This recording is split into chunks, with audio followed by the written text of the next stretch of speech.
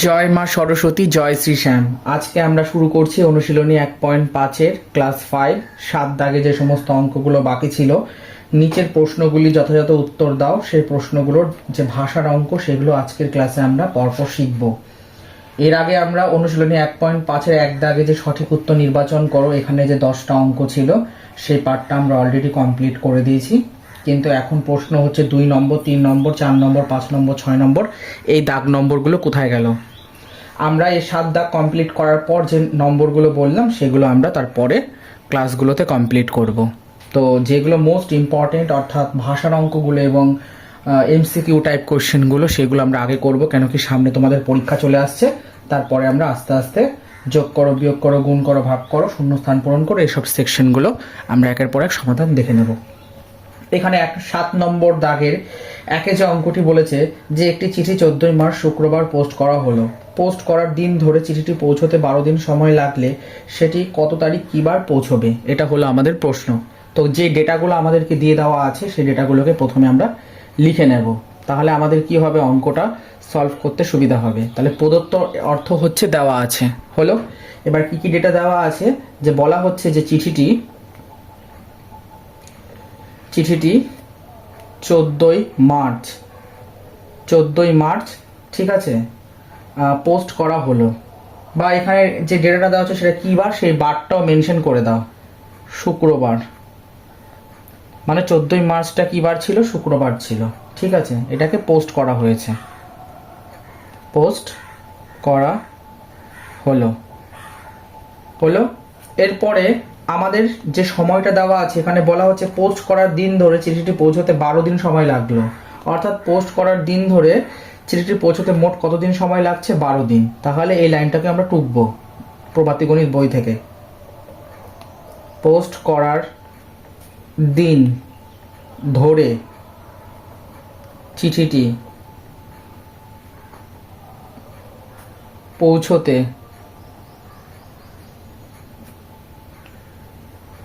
মোট সময় লাগে সমান কত সময় লাগে, 12 দিন হলো। এই যে ডেটাগুলো আমরা দেখতে পাচ্ছি, এই ডেটাগুলো কি করেছে, আমাদেরকে গিভেন দেওয়া আছে প্রভাতী গণিত বইতে। এবার আমরা অঙ্কটি করব।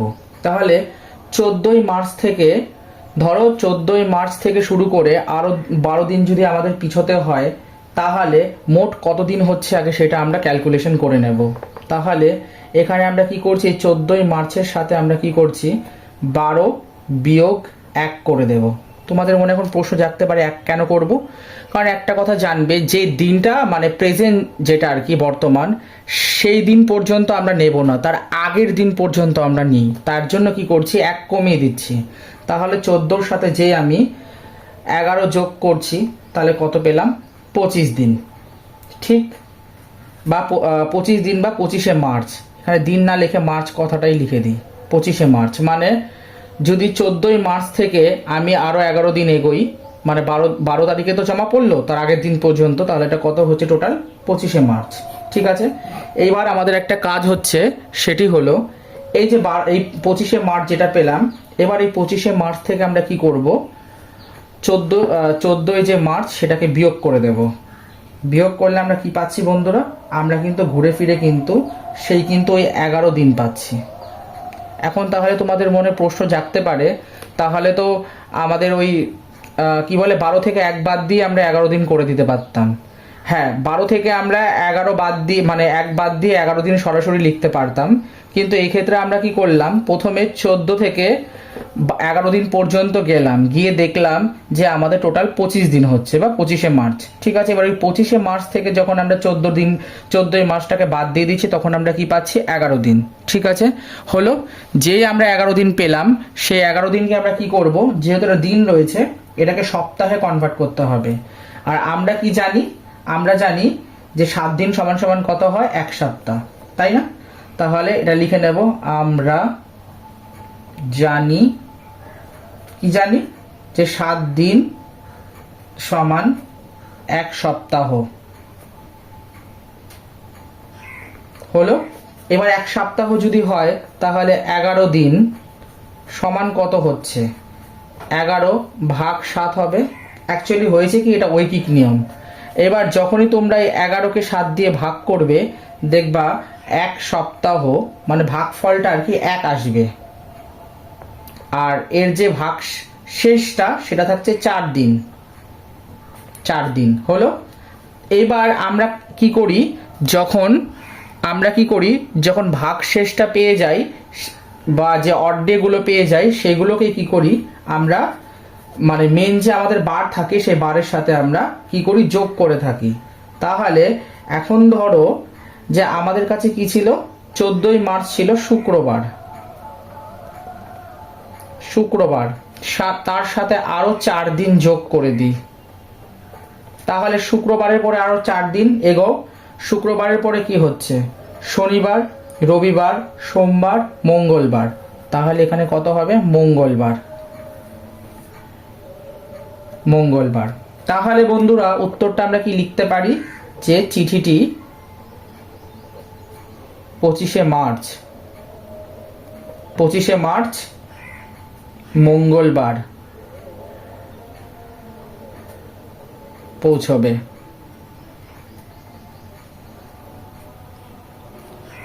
এবার বুঝতে পারলে এই 25শে মার্চটার ভূমিকা কি ছিল? আশা করি বুঝতে পেরেছো কেন বললাম যে 25শে মার্চটার ভূমিকা ছিল। কারণ আমাদের কোশ্চেনে কিন্তু পরিষ্কার বলা ছিল যে সেটি কত তারিখ কি বার পৌঁছবে। তার মানে প্রথমত তারিখটা আমাদের কাছে জানতে চাওয়া হয়েছে, আর দ্বিতীয়ত সেটা কি বার সেটাও মেনশন করতে বলছে। তো সেই জন্য আমরা কি করলাম, প্রথমে 14র সাথে কি করছি আমরা, মানে 12 তারিখ পর্যন্ত, 12 দিন পর্যন্ত তো লিমিটেশন ছিল, তার আগের দিন অবধি নিতে হয়। তাই 12 থেকে 1 কমিয়ে আমরা 11 করে নিলাম, অর্থাৎ 14র সাথে 11 যোগ করে 25শে মার্চ। মানে তারিখটা তো ছিল 25শে মার্চ, কিন্তু এখন প্রশ্ন সেটা কি বার ছিল। তো এই 25শে মার্চ থেকে যদি 14ই মার্চ বাদ দিয়ে দেওয়া হয় তাহলে হলো 11 দিন। এবার আমরা খুব ভালো মতোই জানি যে 7 দিন সমান 1 সপ্তাহ, মানে ঐকিক নিয়ম। তাহলে 11 দিন সমান কত হবে, নিশ্চয়ই 11কে 7 দিয়ে ভাগ করতে হবে, আর ভাগ করে ভাগফল যদি 1 থাকে আর ভাগশেষ যেটা হয় সেটাকে দিনে কনভার্ট করতে, মানে 1 সপ্তাহ 4 দিন। এবারে এই দিনটাকে কি করব আমরা, শুক্রবার তো একটা দিন, তাহলে এই শুক্রবারের সাথে 4 দিনটা যদি যোগ করি তাহলে শুক্রর পরে কি বার আসে, শনিবার, শনিবারের পরে রবিবার, রবিবারের পর সোমবার, সোমবারের পর মঙ্গলবার। অর্থাৎ শুক্রবারের পর আমরা আরো 4 দিন যদি বা 4টি বার যদি এগোই তাহলে সেটা মঙ্গলবার আসছে। তাহলে চিঠিটি 25শে মার্চ মঙ্গলবার পৌঁছবে। আশা করি বুঝতে পেরেছো। এবার আমরা দেখে নেব 2 নম্বর দাগের প্রশ্নটির সমাধান। 2 নম্বর দাগে কি বলেছে, 32 দিনের গরমের ছুটি শেষ হওয়ার পর তোমাদের বিদ্যালয় 14ই জুন খুলল। বেশ ভালো কথা। কবে তোমাদের গরমের ছুটি পড়েছিল সেটা জানতে চাওয়া হয়েছে। তাহলে আমাদের কাছে যে গিভেন ডেটাটা সেটাকে আমরা লিখে নেব, যে বিদ্যালয়টি খুলল কত তারিখে, 14ই জুন। অর্থাৎ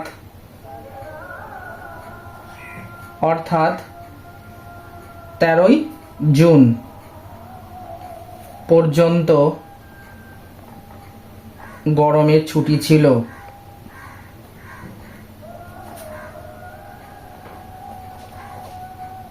মানেটা কি হচ্ছে, মানেটা হচ্ছে 14ই জুন পর্যন্ত যদি স্কুল খোলে তাহলে তোমাদের ছুটি কত দিন অবধি ছিল, নিশ্চয়ই 13ই জুন। কেন, কেন কি একদিন কম, তার মানে যে দিনটা বর্তমানে চলছে সেই দিনটা ধরতে নেই। হলো। এবার আমাদের কি বলছে, মোট গরমের ছুটির দিন কত বলে দেওয়া আছে প্রভাতী গণিত বইতে, 32 দিন। মোট গরমের ছুটির দিন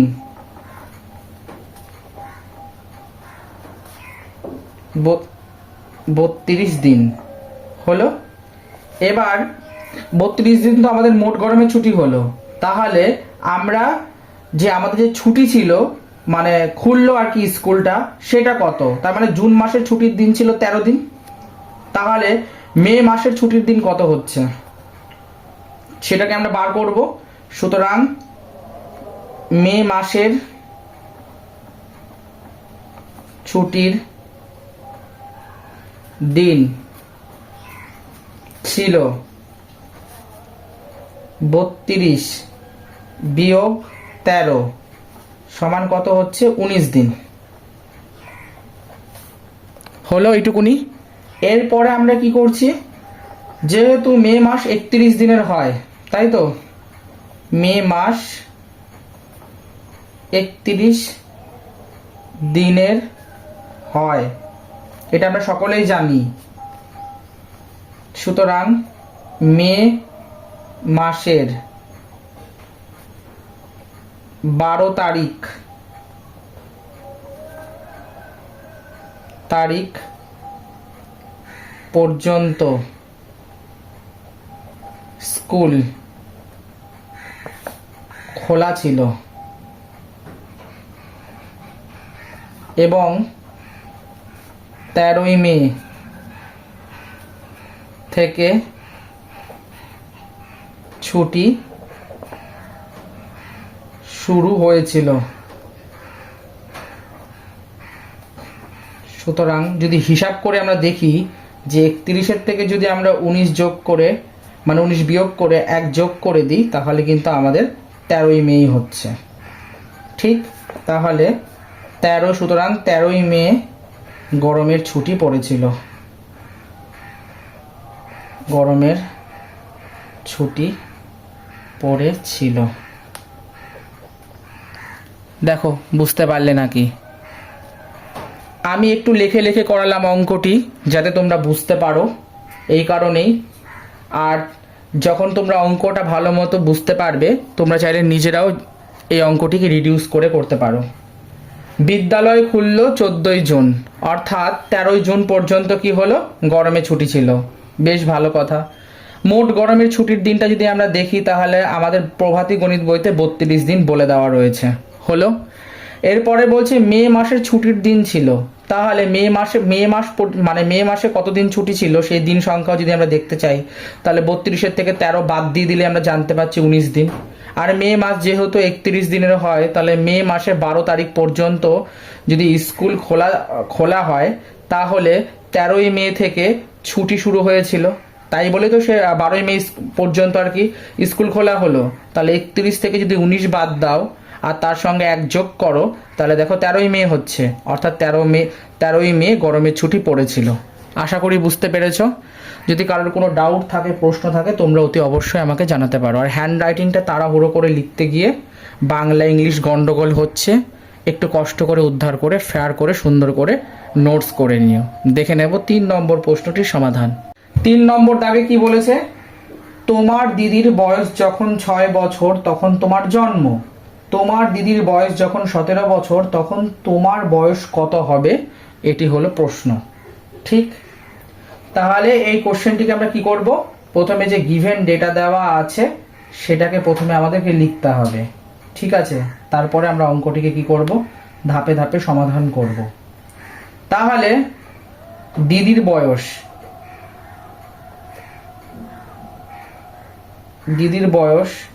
যখন 6 বছর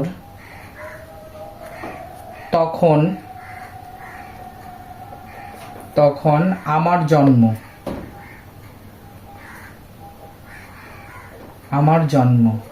তার মানে আমার বয়স তখন কত বছর হবে, ভালো করে বুঝবা। যখন আমার দিদির বয়স 6 বছর তখন আমার জন্ম, এর অর্থ আমার বয়স তখন কত বছর। সুতরাং আমার বয়স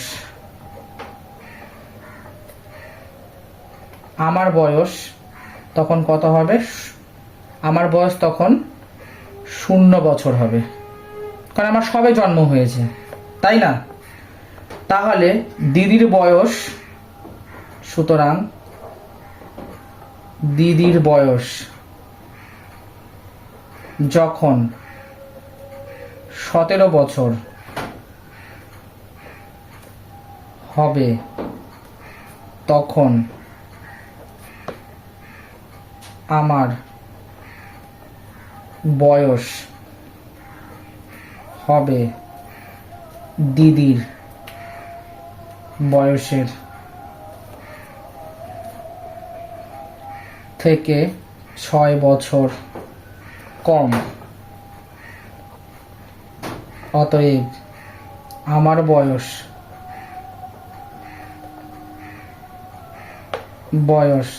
হবে 17 - 6 = 11 বছর। সুতরাং আমার বয়স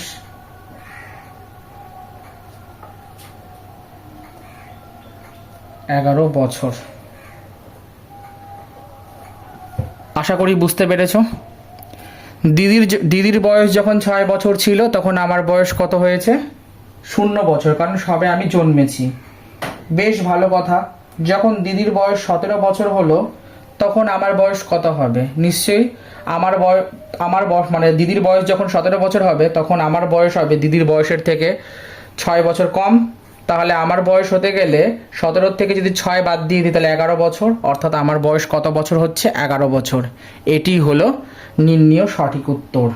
ঠিক আছে বন্ধুরা, এবার আমরা দেখে নেব 4 নম্বর প্রশ্নটির সমাধান।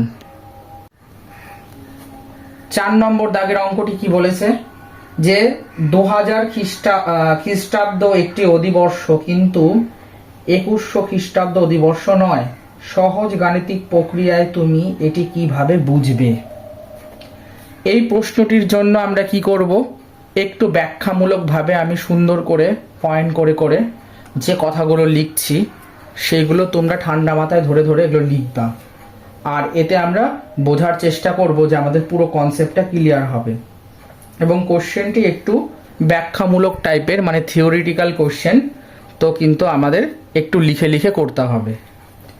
তো এখানে প্রথমে কি বলেছে যে 2000 খ্রিস্টাব্দ একটি অধিবর্ষ, কিন্তু 2100 খ্রিস্টাব্দ একটি অধিবর্ষ নয়। সহজ গাণিতিক প্রক্রিয়ায় তুমি কিভাবে বুঝবে? তাহলে শতক বা শতাব্দী কিন্তু এক জিনিস, এটা ভালো করে বুঝতে হবে। শতক বা শতাব্দী বছরের ক্ষেত্রে যেসব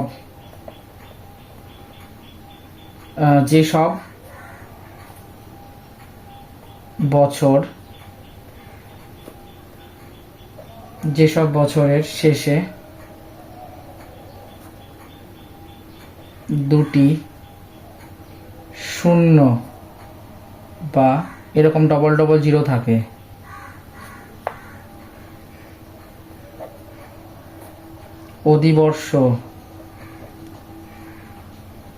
অধিবর্ষ নির্ণয়ে নিয়ম হলো বছরটিকে 400 দিয়ে ভাগ করতে হবে। যদি বছরটি 400 দ্বারা নিঃশেষে মানে মিলে যায় ভাগটা আর কি, সেটার কথা বলছি, নিঃশেষে বিভাজ্য হয় তবে তা অধিবর্ষ।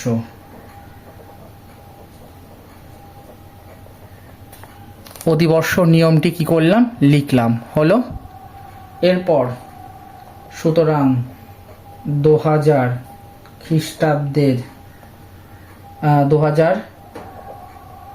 খ্রিস্টাব্দকে 400 দিয়ে ভাগ করলে ভাগশেষ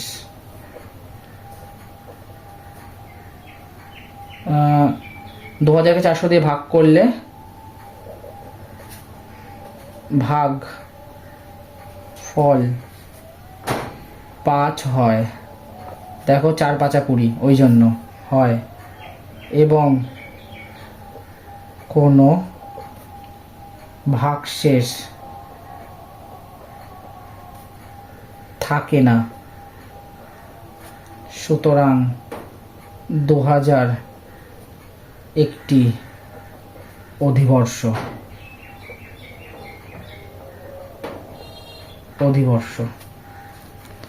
তাহলে প্রথমে আমরা অধিবর্ষর নিয়ম জানলাম কি, যে শতক বা শতাব্দীকে আমরা মানে শতক বা শতাব্দীর শেষের ডিজিটগুলো ডবল ডবল মানে দুটো দুটো মানে ডবল শূন্য হয়, সেটাকে তো আমরা বলছি শতক বা শতাব্দী।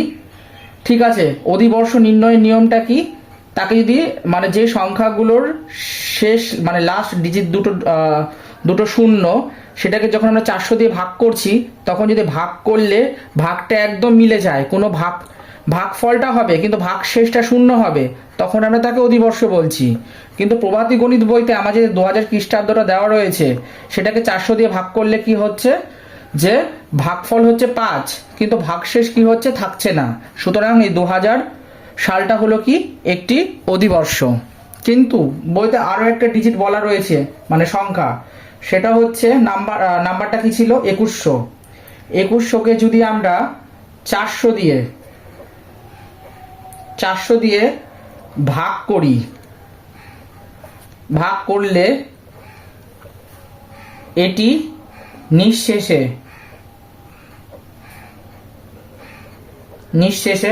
বিভাজ্য নয়।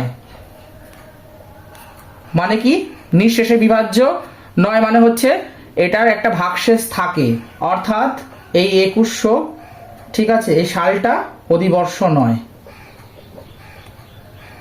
অধিবর্ষ নয়।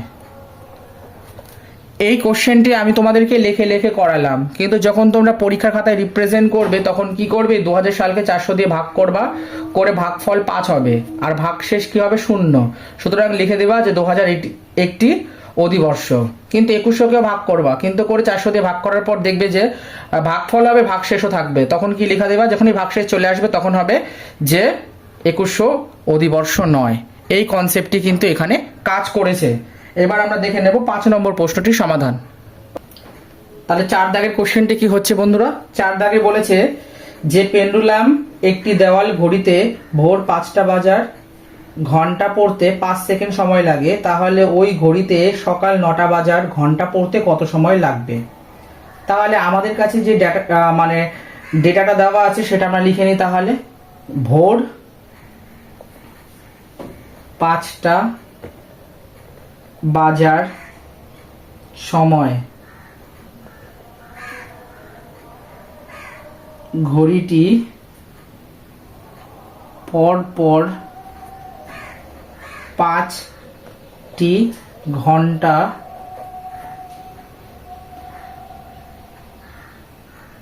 বা বাড়ি দেয় হলো। সুতরাং এর মাঝে মোট 4টি বিরতি বা ব্যবধান থাকে হলো। সুতরাং 4টি বিরতির সময় প্রভাতী গণিত বইতে কত সময় করে দেওয়া রয়েছে, 5 সেকেন্ড। সুতরাং একটি বিরতির সময় ইজ ইকুয়াল টু 5/4 সমান কত হচ্ছে, 1.25 সেকেন্ড। তাহলে এখন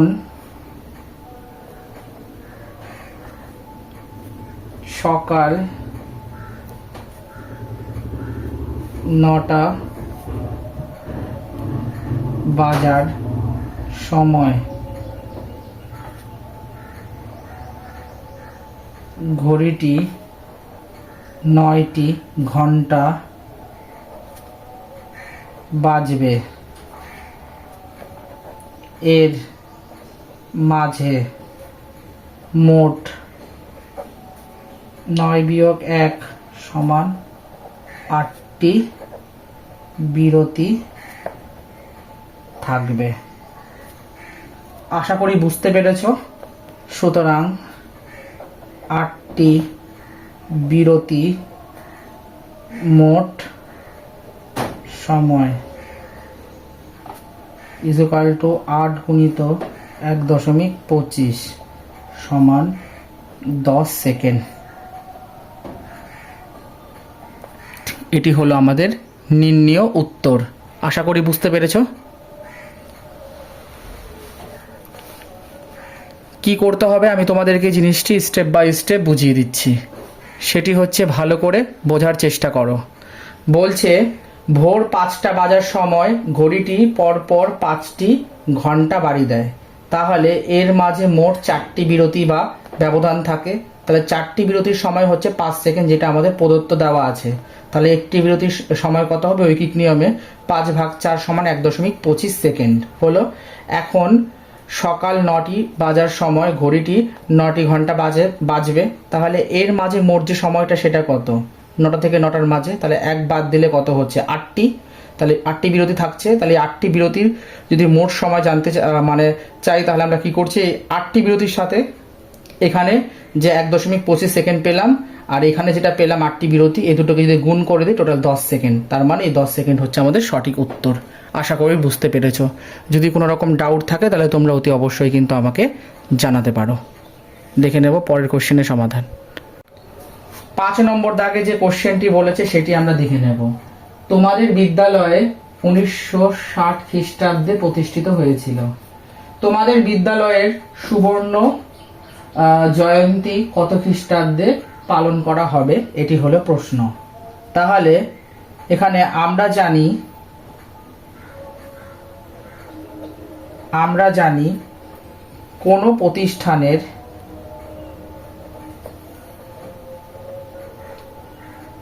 প্রতিষ্ঠানের 50 বছর পূর্তি মানে হচ্ছে পূর্ণ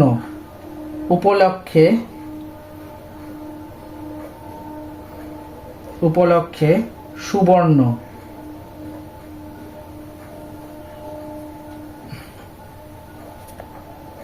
জয়ন্তী পালন করা হয়।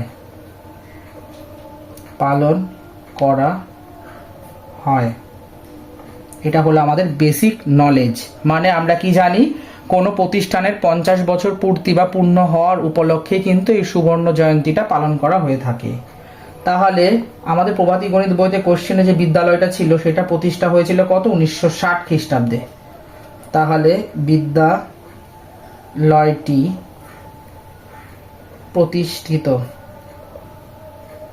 প্রতিষ্ঠিত হয়েছিল 1960 খ্রিস্টাব্দে। সুতরাং সুবর্ণ জয়ন্তী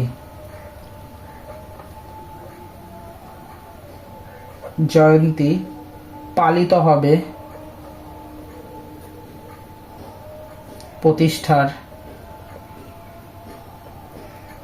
50 বছর পর। সুতরাং সালটি হবে